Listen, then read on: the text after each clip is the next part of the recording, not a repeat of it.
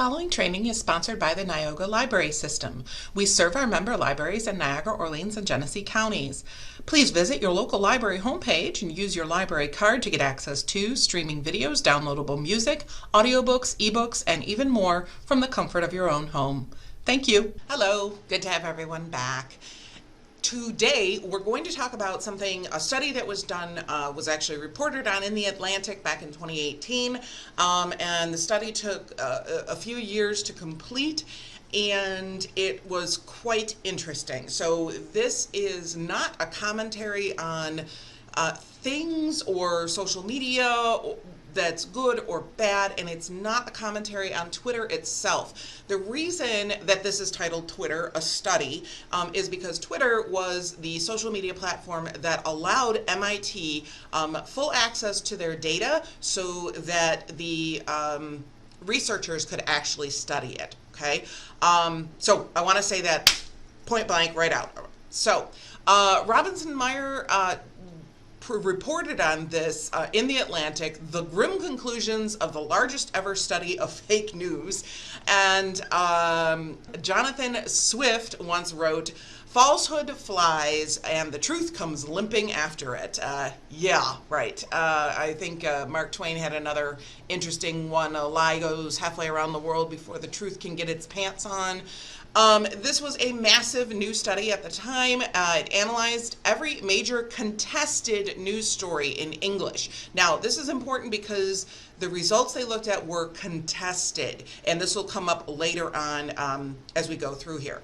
So every major contested news story in English across the span of Twitter's existence at that time, some 126,000 stories tweeted by 3 million users over more than 10 years, and finds that the truth simply cannot compete with hoax and rumor.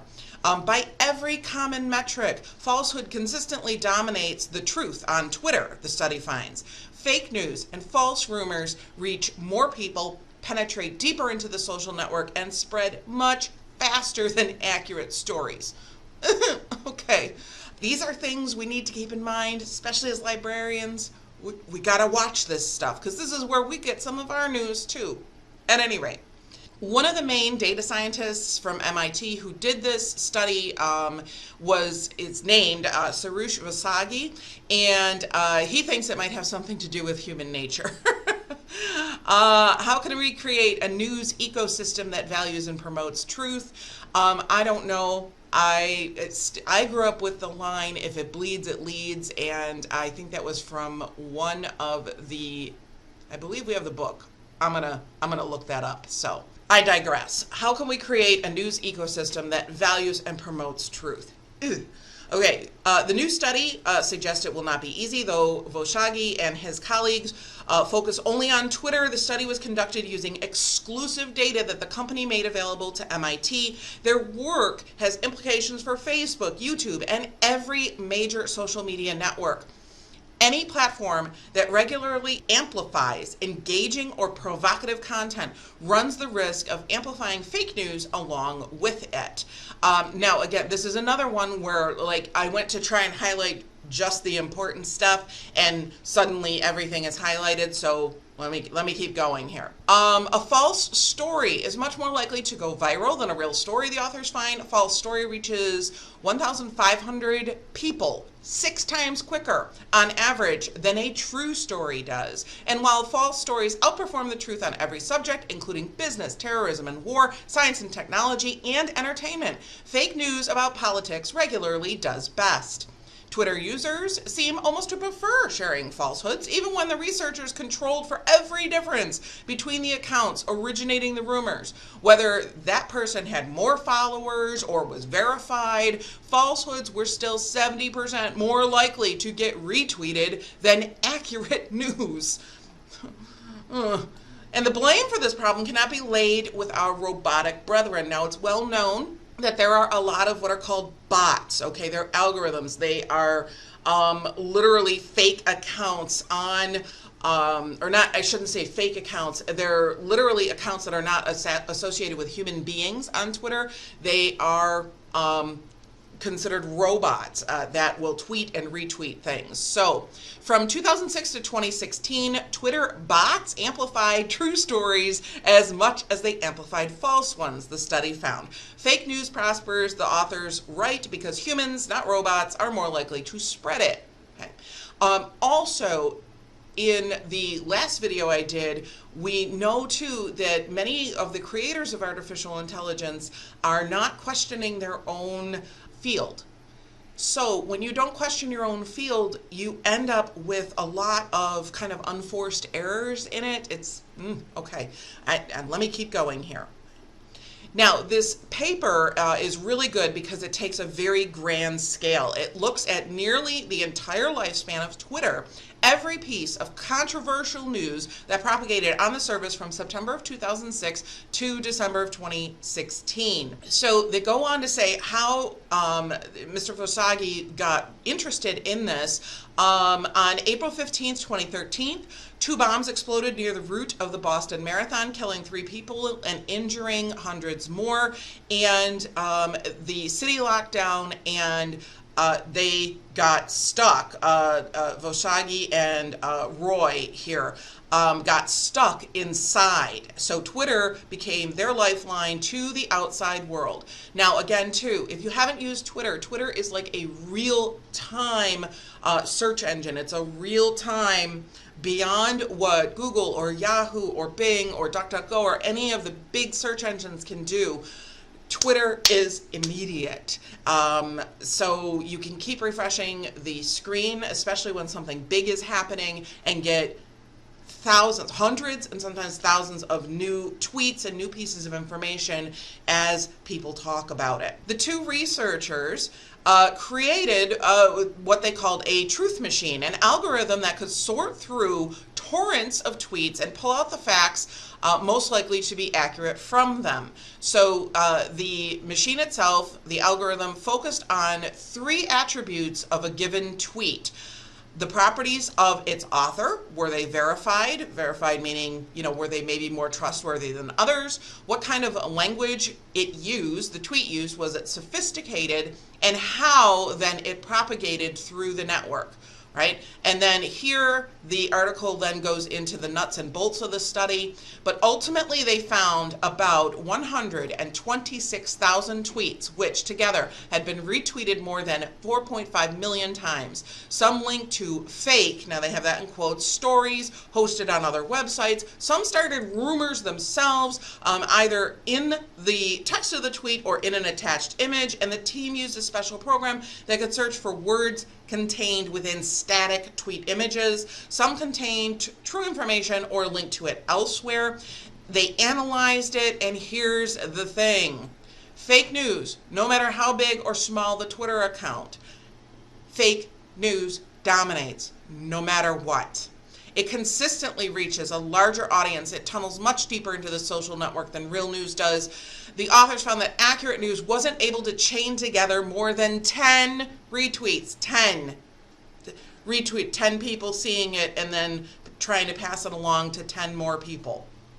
Fake news could put together a retweet chain 19 links long and do it 10 times as fast as accurate news. Twice as long, 10 times faster.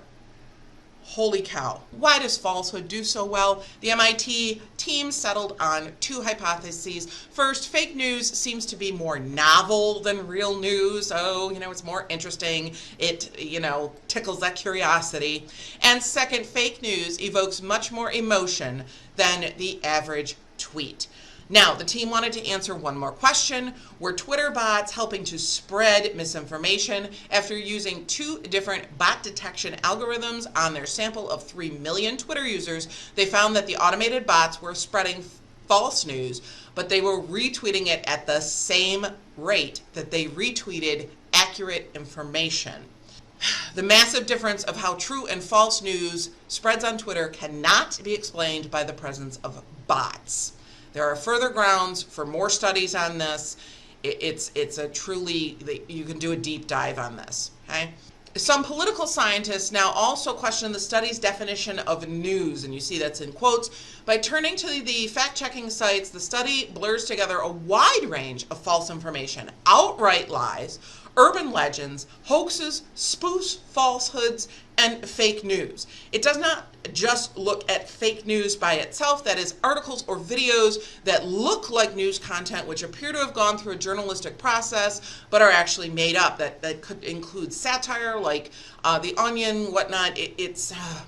Therefore, the study may actually undercount non-contested news, that is accurate news that is widely understood to be true. So this uncontested news, they didn't look at it at all, so it wasn't even part of the study. So when people spread uncontested, non-contested news, people knew it to be true. This particular study just kind of shunted that information to the side. So if you put that in, then what are the results? So there's grounds for a lot more study to be done. Okay? The key takeaway is really that content that arouses strong emotion spreads further, faster, more deeply, and more broadly on Twitter, said Tromble, the political scientist, in an email. False information online is often really novel and frequently negative. Again, it evokes those strong emotions, and these companies now exercise a great deal of power and influence over the news that people get in our democracy. The amount of power that platforms now hold. Now, this is platforms too, not just Twitter, but Twitter was the one that gave their base of information. They allowed MIT to study it. The amount of power that platforms now hold means that they have to face a great deal of scrutiny and transparency, he said. We can study Twitter all day, but only about 12% of Americans are on it. And this was the English language speaking tweets, okay? It's important for journalists and academics, but it's not how most people get their news. Now, that's an interesting statement, though, because if it's important for journalists, what are the journalists going to then report on? Well, what's on Twitter? And we find that Twitter drives and dominates lots and lots of the news cycle, period. Okay? And this, again, has nothing to do with anything other than it's been created, it's there. And I want to mention right now, too, if you've made it this far, great, thank you. But Twitter really made headlines and really made the news back in 2008 because when the Iranian Revolution was going on, Twitter was one of the main platforms that could not actually be shut down back in 2008. This is more than 10 years ago. And 99% of all the information and images that were coming out of Iran during that time frame were coming out on Twitter, period, because the state could shut down things like radio and TV and the telephone lines, but at that point, they did not shut down the internet. And with people on Twitter, they were able to gather and organize and actually get news out from what was happening on the inside of the country. So Twitter became vitally important and really hit the headlines in 2008, and it's been going strong really ever since. Okay, so there is a ton of other information here, and inaccuracies still win the race. They do say here, it is unclear which interventions, if any, could reverse this tendency towards falsehood. We don't know enough to say what works and what doesn't. Arl told me there's little evidence that people change their opinion because they see a fact-checking site reject one of their beliefs, for instance. And this goes back to confirmation bias.